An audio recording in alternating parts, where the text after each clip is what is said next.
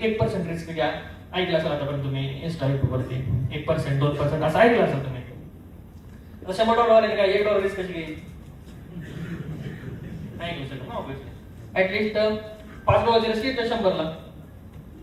मग बाबा ठीक आहे 5 तर 5, पण आपण 5 ना डिसिप्लिन ठेवू शकतो. 5 तर 5च रिस्क आले पाहिजे. तुमची महिनाभर 2 महिने ट्रेड केलं ना 5च रिस्क पाहिजे. डेली नंबर ऑफ ट्रेड सेमच पाहिजे.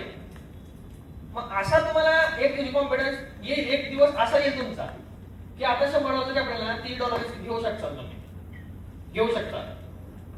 आणि कसं असतं मला ₹1,00,000 तुमच्या ट्रेडिंग अकाउंटला, डीमॅट अकाउंटला ₹1,00,000. अजिबात 1% घेऊ नका. ₹1,000. ठीक आहे. उदाहरण घेऊन त्याला ₹10,00,000. ₹10,00,000 1% किती झालं? ₹10,000. बरोबर का? पण 10 लाख वाले 10,000 रिस्क घ्यायचे बा मला सांगा फक्त. 1% रिस्क घ्यायची ना? नाही घ्यायची. तर ट्रेडिंग येते की नाही माहितच नाही गोष्ट ना अगोदर. तर त्या माणसानं 1% रिस्क का घ्यायची? भले तुमच्या डीमॅटला ₹10,00,000 असू द्या, रिस्क ₹500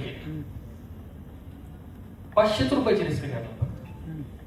ज्या दिवशी तुम्हाला वाटेल की बाबा हा मी डिसिप्लिन मध्ये माझं सगळं सेट आहे, आता सिस्टम आहे माझ्याकडं, त्यावेळेस तुम्ही 1% काय घेताय? 5%